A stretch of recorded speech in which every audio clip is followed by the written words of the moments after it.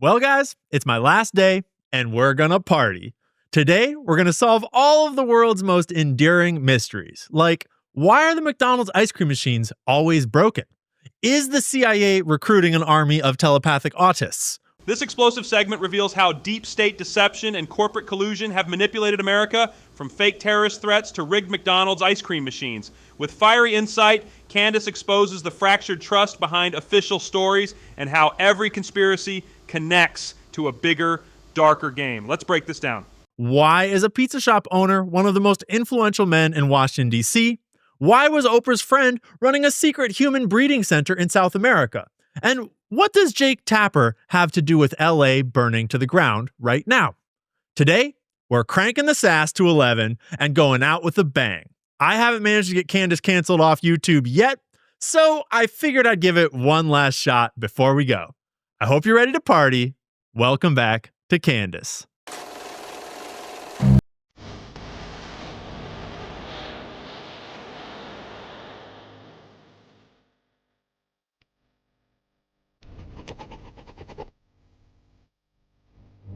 Well, it's riot season again, folks. And as usual, LA is burning. But this year, I don't think it's a fad. I think it's the feds. And I think they have a bigger game to play than the usual temporary distraction and division to stoke hatred between the left and the right. I think there's a bigger game afoot this time. Because this time, they are manufacturing consent. And in many ways, they're manufacturing consent for what may turn out to be the biggest operation of our lifetimes. We are about to pass a point of technological no return. And depending on who crosses that line first, it'll wind up shaping global events for the rest of our lives and beyond. It is an awful convenient coincidence that Palantir gets their home team in the White House, and then they immediately form a partnership to integrate their technology into all government databases just as these riots break out in LA.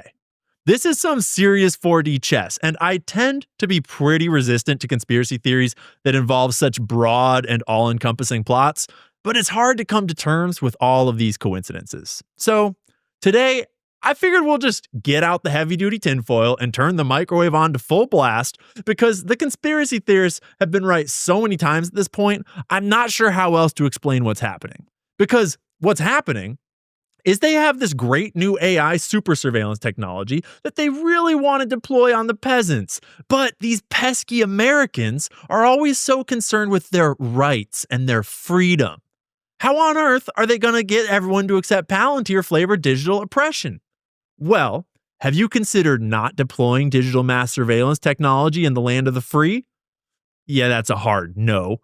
Because you really can't float the 15-minute cities thing that they've got planned without the surveillance stuff. And plus, there's really not enough to go around for all the peasants once you account for the oligarchs' private islands and yachts and McMansions on the coast. So they're gonna need some sort of crowd control. Because honestly, wealth has never been less equally distributed in the history of humanity. And it's pretty dang cool for all the kid diddlers and private jet owners. So, anyways, they need the peasants to get down with the mass digital surveillance. You're going to let Peter Thiel watch you pee, and you're going to like it. In fact, it's going to be your idea. You're going to ask for it. Maybe not you specifically, but you get what I mean. So how are they going to get regular people to ask to have their rights and privacy taken away? Well, the same way that they sell the public on all the rest of the worst ideas of the last 100 years. Obviously, create a problem and let it get so bad that you beg for a solution. Oh, look, illegal immigrants. Pay no attention to how they got here, who let them in, or all the perfectly workable solutions that we already have for this problem. Have you tried Palantir? It's totally safe and effective, only ever used to target terrorists. Oh, wait, that was the Patriot Act. Only ever used to target illegal immigrants. Trust them. They would never use it on regular American citizens. Promise. They're the deep state. They would never lie to you.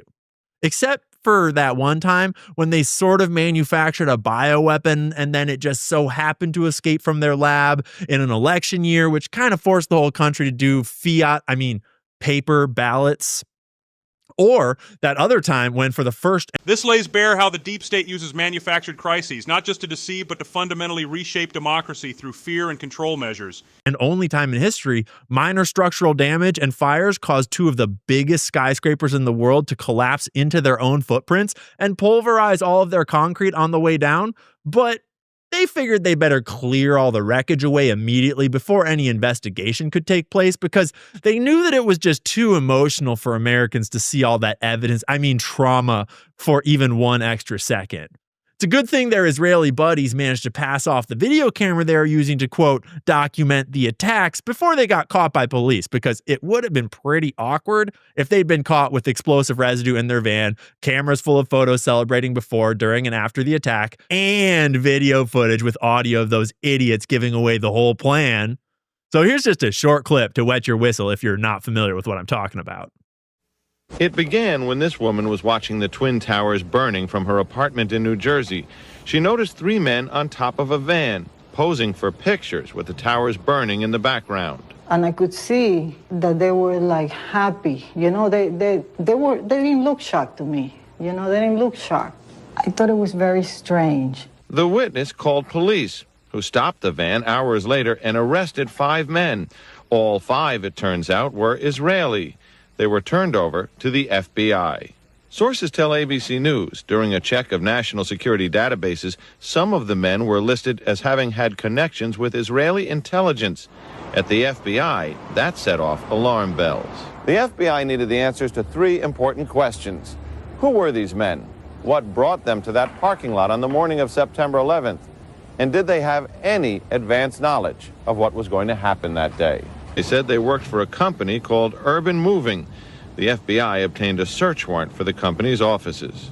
2 SUVs were filled up with between 9 and 12 boxes and computers. Not long after the arrests, the offices of Urban Moving were simply abandoned.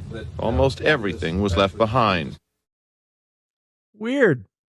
Then, later, after being held for a long time, all those Israelis that were being investigated got deported. And once they got deported to Israel, they had the bright idea to go on Israeli TV and say this out loud to the whole world. And at that point, we were taken for another round of questioning, this time related to our allegedly being members of Mossad. The fact of the matter is, we are coming from a country that experiences terror daily. Our purpose was to document the event. Our purpose was to document the event. Man, you'd think that America would have wanted some answers. But honestly, the masses are easy to control. They managed to parlay the fallout from 9/11 into 2 official wars and Lord knows how many covert ones around the globe. Plus, they did a little opioid epidemic on the side. You see, it's always more than one game at a time because there's always more than one set of evil interests working together to make these plans possible. Like the Kennedy assassination, for example. It's so confusing and has confounded so many for so long because so many powerful and evil people wanted him dead, and they mostly all played a role. The CIA saw him rightly as an existential threat. Dulles just hated him personally. The oil tycoons' profits were in jeopardy. Israel's nuclear and lobbying programs were threatened. The mob and mafia were double-crossed by him, and his brother Bobby was coming for him. LBJ was likely going to prison if he didn't do something fast, and honestly, it's harder to find people that didn't want Jack dead than people that did. And they all played small and large roles contributing to that plot. That's how the biggest capital C conspiracies go. Take your pick, whether it's JFK, 9/11, COVID, or the Federal Reserve. Even the most basic read into any of these big ones, and it's pretty obvious that they are conspiracies. In fact, with JFK and the Fed, the official narrative is now that they were conspiracies. But they were just little ones. No big deals. All they did was plunge America and the entire world into a century of poverty and despair, you know? But conspiracies happen on even the seemingly smallest of scales. Like, do you know about the McDonald's ice cream machine conspiracy? Because the McDonald's ice cream machines are famous for being broken. It got to be such a problem that it became a meme, and someone made a whole website that tracked and scraped the data from all over the country and live reports it at any given time, all the McDonald's ice cream machines that are down in any given area in the whole United States. It's called McBroken.com, and it's wild. And that in itself is pretty funny. But especially then when you learn that Taylor, the company that makes all the equipment for McDonald's, they also manufacture the ice cream machines for several other chains, like Wendy's, for example, where the ice cream machines never seem to be down. And that's foreshadowing, because it was a huge problem for McDonald's franchisees, the people who actually own the individual McDonald's, because they're required to use Taylor machines. That's the company, right? But the machines are horrible and they're impossible to fix on your own. And so every time it breaks, you have to call a technician from Taylor to come out and plug their special computer in to fix it for you. And it's a whole thing. So then, a couple dudes came up with a solution and founded a company called Kitsch.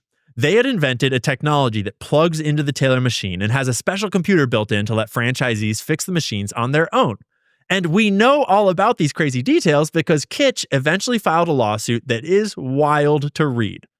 People from Taylor tried to infiltrate their trials while they were beta testing this technology, and they did it in 3 different ways. First, by asking to participate directly, then by asking under pseudonyms, then hiring private investigators to join the trials, and then eventually they got a McDonald's franchisee to join the trial on their behalf. As soon as they got their hands on one of these Kitsch machines, it went offline and stopped communicating data to Kitsch headquarters, and it later came out in court that they had been running the machine disconnected from the internet nonstop to presumably reverse engineer the technology. Around the same time, McDonald's HQ sent out a memo warning all the franchisees not to use the Kitsch software, or they would void their warranties and might be liable for legal penalties. Just a few months later, a new company called Powerhouse Dynamics came out with a product identical to Kitsch. And when the Kitsch team looked into it, they discovered that the new company was owned by none other than Middleby, the parent company of Taylor, the ice cream machine company. This case is still being litigated. I presume Kitsch is learning what Tiffany Cianci learned the hard way about lawfare and being bled dry by private equity and megacorporations with endless legal battles. But they discovered that Taylor, the company making these broken ice cream machines, took at least a quarter of their revenue from repairing the machines, not from selling working ones in the first place. Their whole business model relied on selling faulty machines that were constantly in need of repair. And then it came out in further discovery that the executives at Middleby, Taylor, and McDonald's had been colluding to kill the Kitsch software because they were in on the broken ice cream machine scam altogether to some degree. A brazen corporate conspiracy right under America's nose, revealing how greed fuels systemic sabotage, even on the trivial, seemingly mundane level of McDonald's ice cream machines. It was literally a corporate conspiracy theory over the most mundane thing ever, McFlurries, which aren't even that good. They don't even turn it upside down when they hand it to you. And it was right there in the email correspondence, plain as day. The executives at Middleby asking McDonald's HQ to help them kill Kitsch. This corporate collusion exposes how business elites operate with impunity, ignoring consumer needs while cozying up with political power to suppress innovation. And to this day, it's still in court. They might yet get their way. McDonald's ice cream machines are still broken all over the country. McBroken still tracks them. Kitsch is still fighting an endless legal battle over the theft of their intellectual property and corporate collusion to kill their company. A company that would have helped enrich this great nation with ice cream. They were just trying to give the people what they wanted. This is real life. The McDonald's ice cream conspiracy is not a meme. It's a real life corporate conspiracy.